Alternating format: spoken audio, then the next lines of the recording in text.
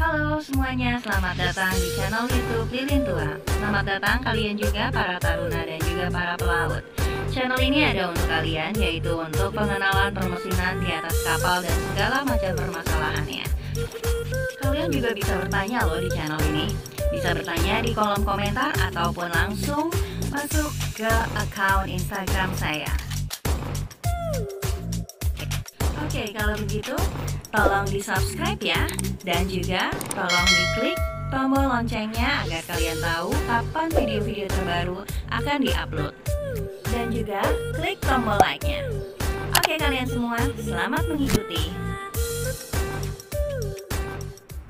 Halo, kita jumpa lagi pada pembelajaran sistem kontrol.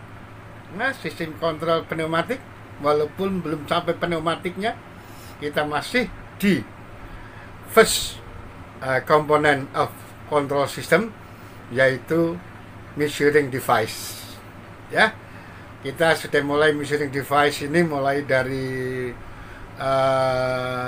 kemarin tentang sensor, kemudian temperature indicator, pressure indicator, dan sekarang kita masuk ke level indicator. Ya, kita masuk ke level indicator. Untuk bisa ngomong level indicator, kita harus tahu dulu apa itu maksudnya level indicator. Level indicator adalah indikator penunjuk tentang tinggi permukaan. Kemarin penunjuk tentang tekanan. Kemarinnya lagi kita ngomong tentang penunjuk tentang suhu. Sekarang penunjuk tentang tinggi permukaan. Tinggi permukaan apa? Tinggi permukaan cairan. Cairan apa? Ya, cairan yang perlu, yang kita perlukan adanya sebuah level indikator adalah di instalasi ketel uap misalnya. Di sana kita harus punya level indikator untuk bisa melihat, mengendalikan tinggi rendahnya permukaan air ketel. Di instalasinya sendiri, nanti di kondensor, nanti di aeration tank, nanti di hot well, kita butuh level indicator. Ya, salah satunya, ya, di antaranya. Lain lagi, kita harus punya level indicator pada sistem pelumasan. Dari mulai tangki cadangan, storage tank, tangki pemanas, heating tank, atau dirty tank. Kemudian di sump tanknya sendiri harus ada level indicator. Kemudian di turbocharge ada level indikator untuk minyak lumas dan lain-lain. Di sistem pelumasan kita jumpai level indicator yang modelnya macam-macam. Selanjutnya di sistem pendingin mesin, paling tidak kita butuh level indikator di tangki ekspansi. Ya, paling tidak nanti kalau Anda ketemu kapal yang mesinnya, pengabutnya didinginkan, maka ada tangki tinggi tentang pendingin pengabut, ada level indikatornya. Nah, oke. Selanjutnya, di mana lagi kita butuh level indicator? Di sistem bahan bakar. Dari mulai double bottom, kita jumpai level indicator, baik yang berupa plug atau sounding plug, sounding tip yang biasa kita lakukan, ataupun yang sistem level indikator jarak jauh yang di kapal-kapal modern sekarang sudah menggunakan itu, tidak perlu lagi kita sounding. Ya, di mana lagi?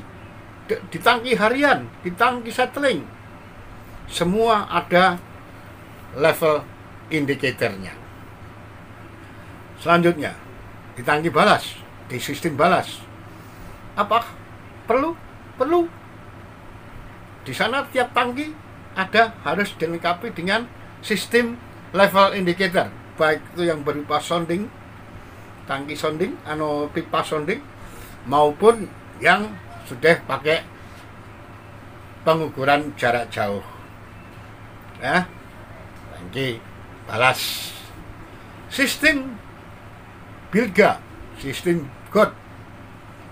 Tiap GOT di Palka dikasih pipa sounding agar kita tahu apakah di Palka GOT-nya kering atau ada.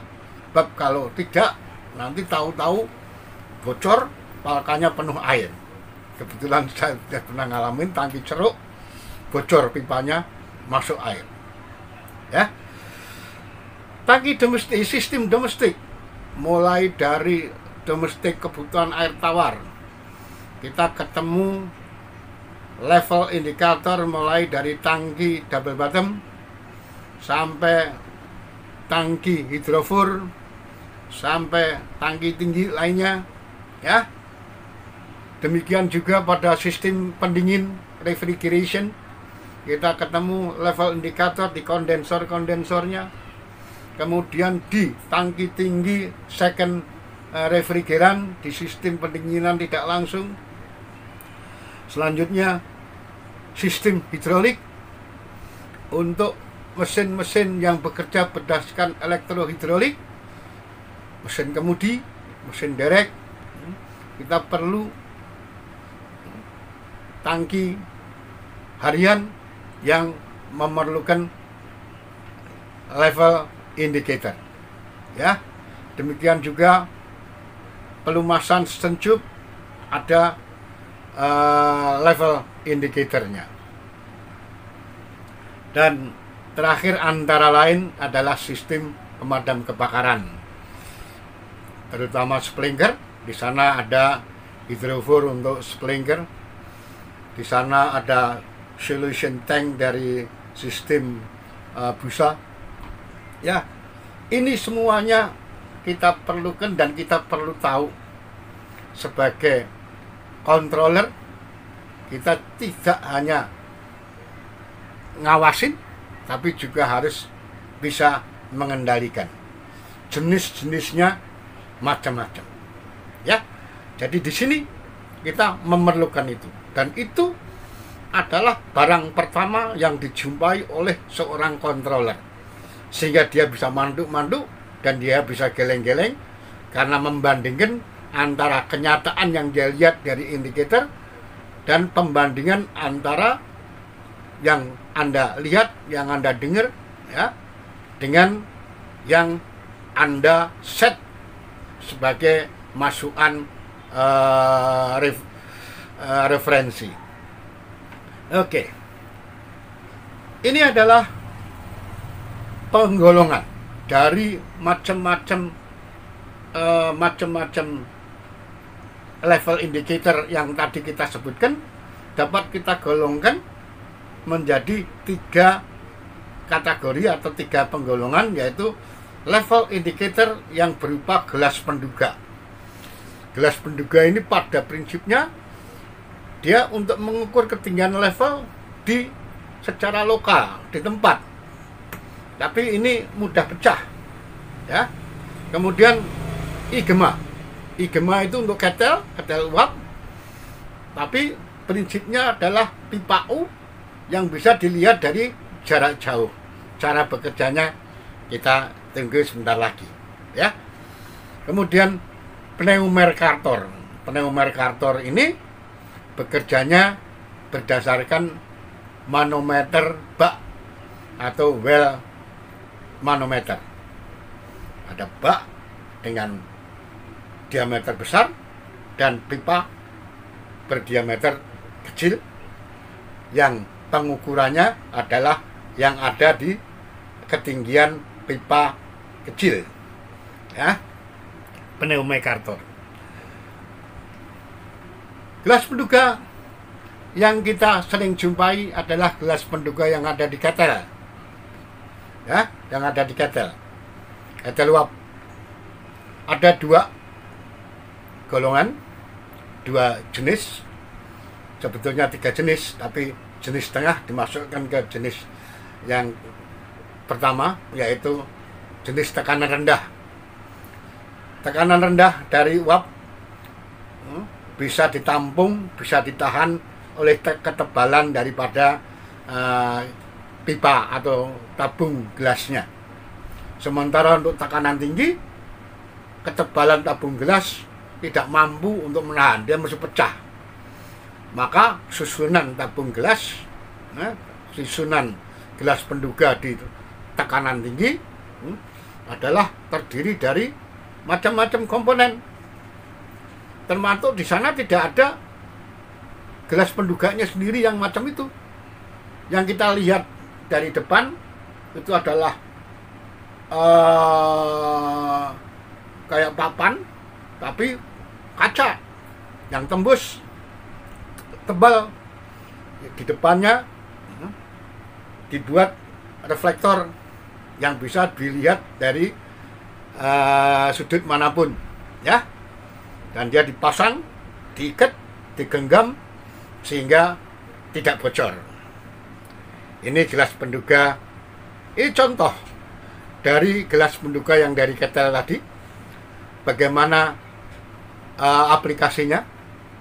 Apakah tekanan rendah? Apakah tekanan tinggi?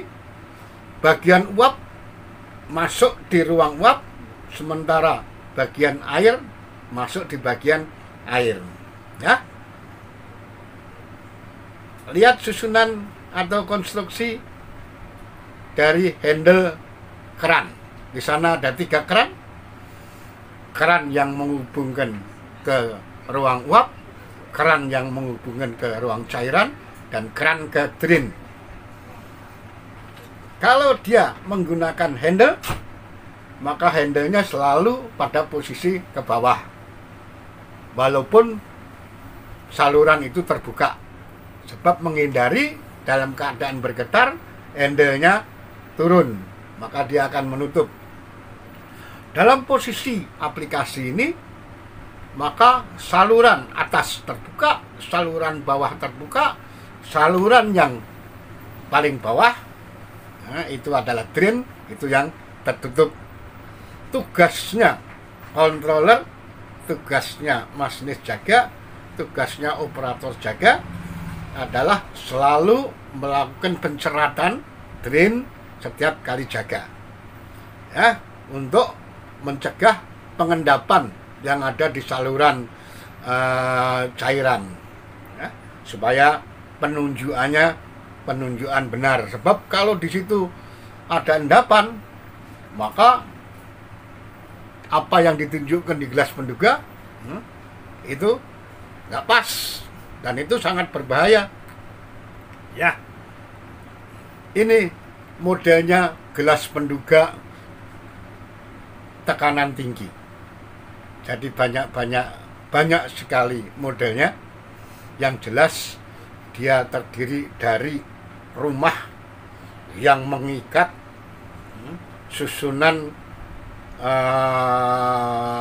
penyimpan air, dari mulai gelas atau kaca penunjuk yang transparan bisa kita lihat, dan kerannya ada 2 macam, keran yang handle wheel, dan keran yang batang, ya. Oke. Selanjutnya, bagaimana dengan cara kerja IGEMA?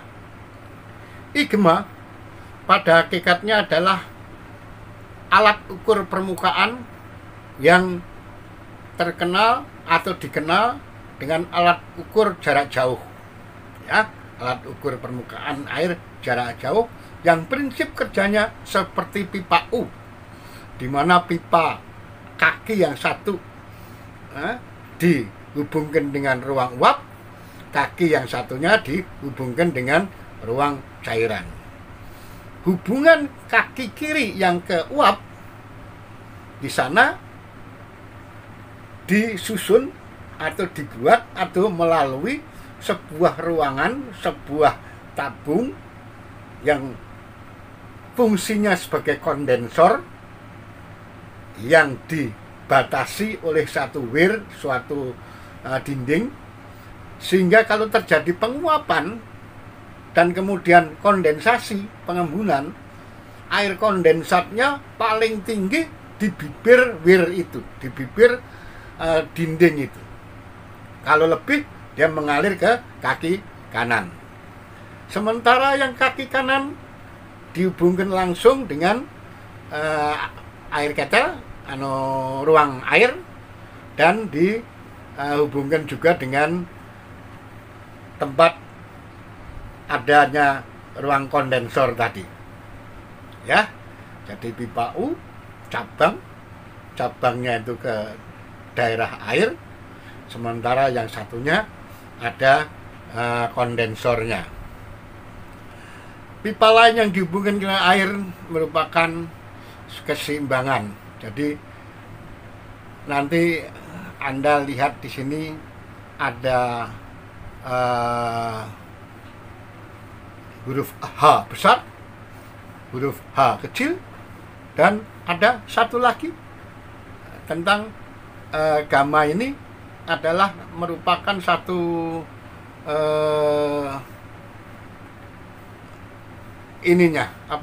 parameter dari cairan yang ketiga ini, ya. Jadi pipa U yang berisi cairan penunjuk, indicating fluid, berwarna, jadi cairannya berwarna dan dia tidak bisa bercampur. Warnanya biasanya merah dan berat jenisnya lebih besar dari berat jenis cairannya, air.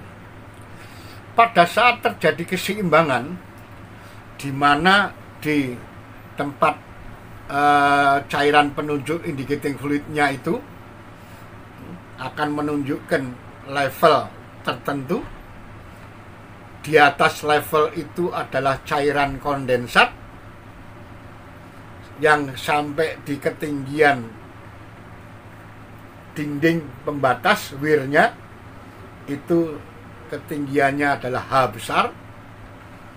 Kemudian dari tempat antara cairan kondensat dan cairan penunjuk yang berwarna dan BD-nya lebih besar sampai ke permukaan air ketel yang ditunjukkan di kaki kanan, itu tertanda H kecil sampai dengan permukaan cairan penunjuk ditambah dengan variabel dari cairan tersebut. Variabel ini tetap harganya, sehingga nanti yang berubah adalah H besar dan H kecil.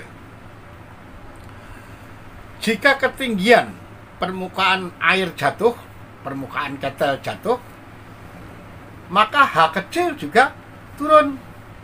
Turunnya H kecil ini memperkecil beratnya dia, sehingga dia akan tertekan dengan beratnya cairan yang ada di sebelah kiri, yaitu cairan kondensat.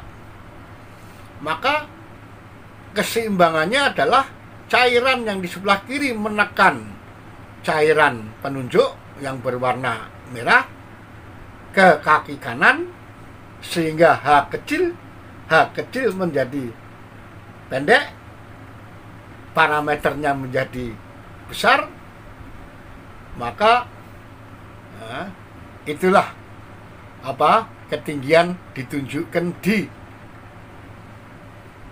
ruang atau di tinggi permukaan di tempat antara cairan kondensat dan cairan penunjuk, ya. Oke. Jika air ketel lalu kembali naik lagi, ya, maka H akan bertambah.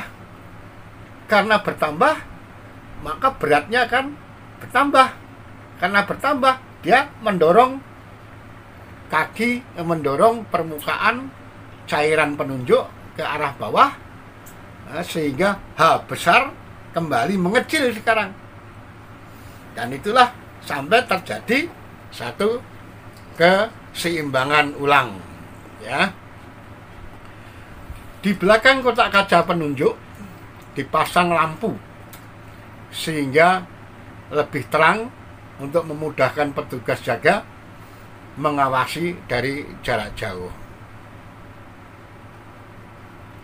Oke, sekarang kita ke level indicator jenis lain yang kita sebut pneumercator.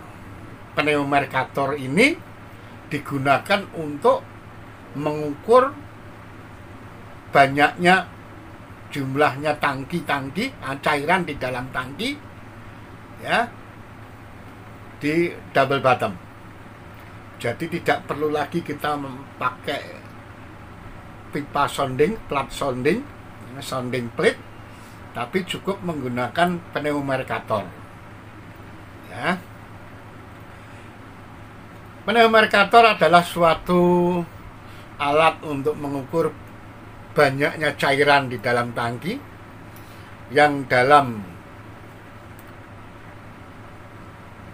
double bottom, tangki double bottom maksud saya. Prinsip kerjanya berdasarkan well manometer, manometer bak, yang mana nanti udara yang terperangkap, udara yang dari mana itu, nah kita akan jelaskan lagi. Dia nanti akan menekan bak besar sampai membuat kaki kecil akan naik, ya. Terdiri dari manometer merkuri. Jadi manometer bak yang isinya air raksa. Kemarin sudah kita singgung pressure indicator yang menggunakan bak manometer.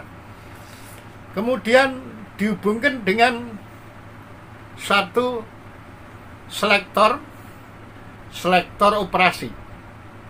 Jadi selektor ini mengerjakan atau memanfaatkan tekanan udara, ya. Kemudian udara ini akan diseleksi, akan di-adjust ke arah air atau udara. Kalau dia diarahkan ke udara, berarti udara dimasukkan ke tangki, ya, tidak bisa keluar kemana-mana sampai terjadi keseimbangan. Setelah keluar, jadi lewat tangki, lewat pipa-pipa jauh, kemudian keluar udaranya, kemudian terjadi keseimbangan di sana. Besarnya gaya yang terjadi adalah ketinggian cairan yang di tangki kali BD-nya. Nah, ini besarnya ini nanti kita kembalikan ke God, ke dial. Maka udara tadi yang terperangkap di tangki tadi, dia akan dimasukkan ke manometer bak. Gaya tadi akan menekan air raksa, membuat suatu pengukuran di kaki kiri. Sebelahnya adalah selektor tangki. Jadi tangki mana yang mau kita ukur. Jadi urut-urutannya jelas kita harus selektor tangki dulu. Tangki double bottom depan kiri. Nah, oke, kita masukkan, baru kita mainkan seriwiskoknya. Ya. Oke. Ini adalah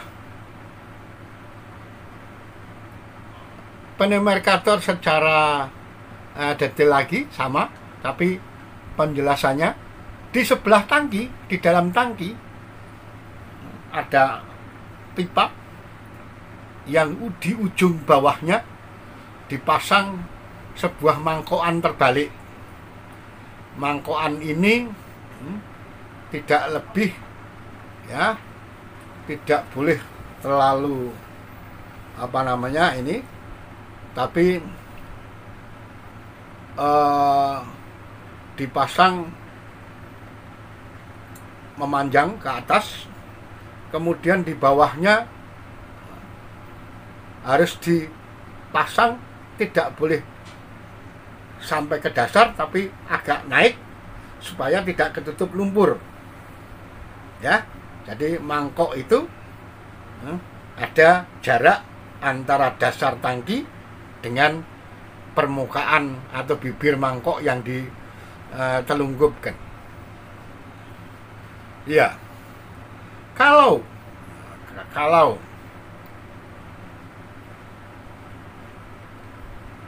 tangki kiri umpamanya yang kita ukur atau tangki kanan yang kita ukur,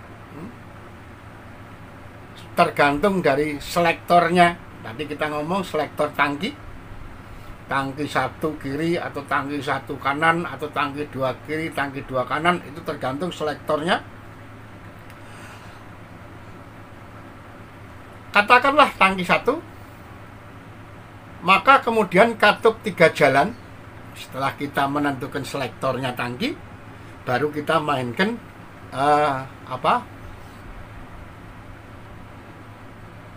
kita mainkan Swiss cock-nya.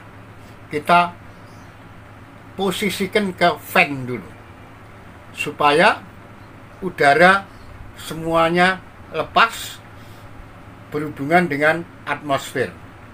Pada posisi ini katup menutup saluran yang menuju atau dari meteran, demikian juga hubungan dari udara supply juga tertutup, tapi sebaliknya menghubungkan tangki dengan udara luar. Pada posisi ini pula, maka pipa tembaga dalam tangki yang diukur akan terisi minyak. Jadi pada saat dia dihubungkan dengan fan dengan udara luar, pipa yang ada di dalam tangki terisi oleh bahan bakar atau cairan yang kita ukur sampai setinggi permukaan, ya, sampai tertinggi permukaan tangki. Kemudian kalau katup 3 jalan sekarang, dari tadi kita hubungkan, kita posisikan ke fan, cairan masuk. Sekarang kita over ke air, ke udara. Pada posisi ini hubungan tangki dengan meteran tetap tertutup, kemudian hubungan dengan udara luar juga tertutup, sementara udara supply dari botol angin, ya, ini masuk terbuka dan udaranya masuk melalui pipa ke tangki, mendorong cairan yang ada di pipa tembaga tadi sampai dia keluar dari mangkok, ya, sampai keluar dari mangkok dan kosong. Desaan udara tersebut menimbulkan gaya perlawanan, yaitu gaya perlawanan hidrostatis setara dengan ketinggian permukaan cairan, katakanlah minyak di dalam tangki. Jadi pada saat tadi dihubungkan ke fan, tangki, pipa tembaga terisi bahan bakar atau minyak lumas atau apapun yang kita ukur sampai ketinggian permukaan. Pada saat kita posisikan ke udara, ya, maka yang ke fan tertutup, udara supply masuk mendorong sampai keluar. Dorongan keluar ini mendapat perlawanan, merupakan gaya perlawanan, merupakan gaya hidrostatis setinggi levelnya. Gaya yang menimbulkan posisi air kemudian dengan memposisikan, mengatur Swiss cock ke dial atau gauge, ditransmisikan ke manometer bak, ya, ditransmisikan ke manometer bak. Jadi udara yang tadi mendorong tangki, mendorong minyak ke bawah, pada saat sekarang di over ke dial, maka udara ini sekarang didorong kembali oleh minyak menuju ke bak manometer, sehingga akan mengakibatkan kenaikan kolom air raksa di kaki pengukuran yang menunjukkan berat minyak di dalam tangki. Hasil skala akan tergantung dari berat jenis minyak yang diukur serta suhunya. Jadi BD yang BD ini tergantung juga dari suhunya. Ya, sekarang kita pneumakator sudah, kita mencoba prinsip kerja dari pengukuran cara lain, yaitu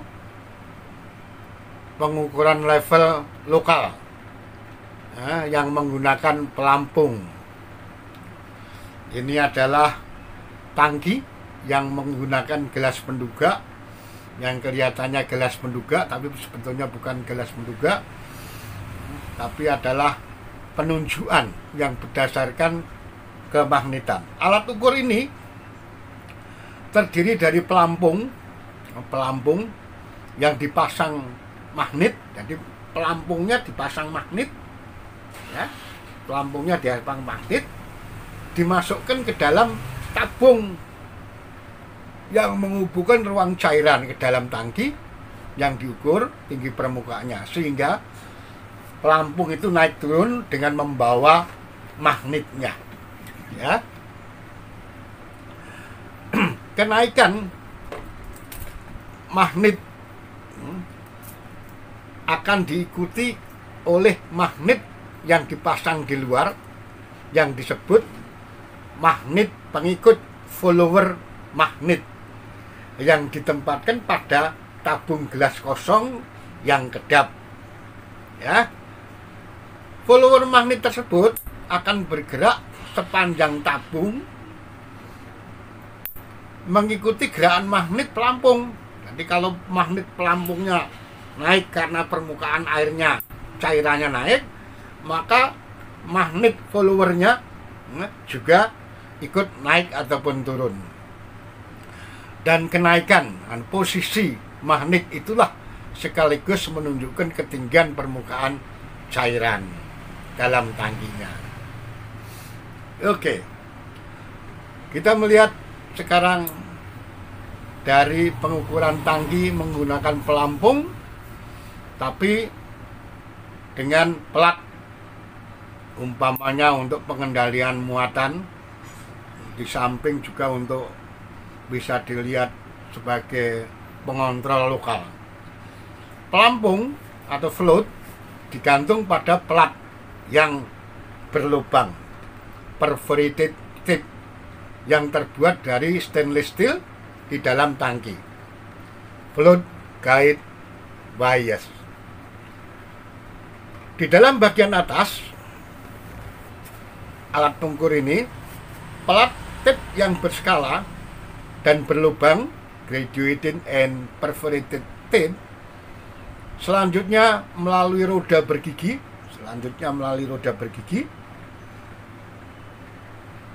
dihubungkan dengan drum. Jadi asnya dihubungkan dengan drum. Nah, kemudian drum pita yang akan menunjukkan menjaga agar tip ini tetap terjaga ketegangannya, ya. Jadi selanjutnya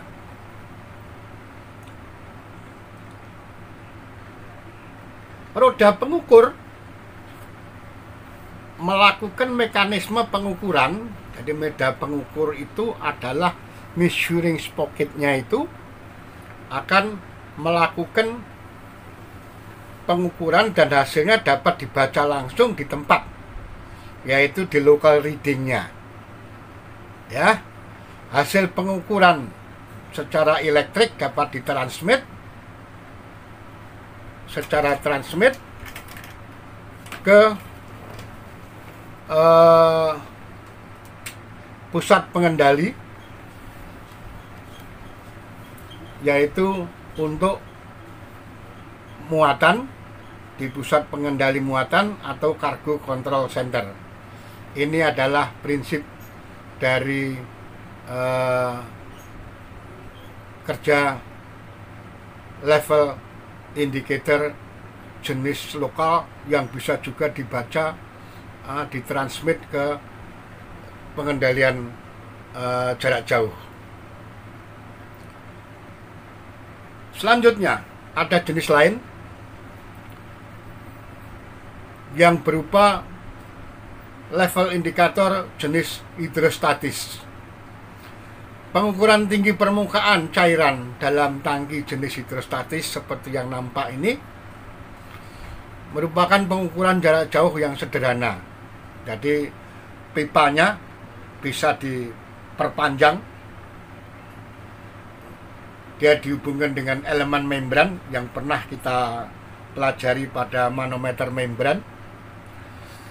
Kenaikan dan penurunan tinggi permukaan cairan dalam tangki menyebabkan kenaikan dan penurunan gaya hidrostatis cairan yang diterima oleh membran.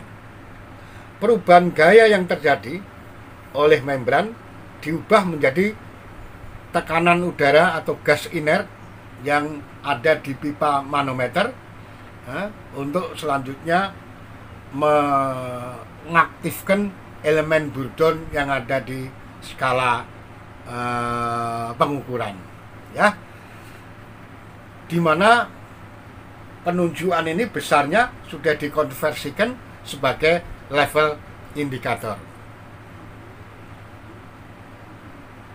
Ini yang terakhir ini adalah pengukur level jenis bubbler, gelembung, ya, terdiri dari itu persis ada triwiskopnya kayak yang sistem pneumikator tadi.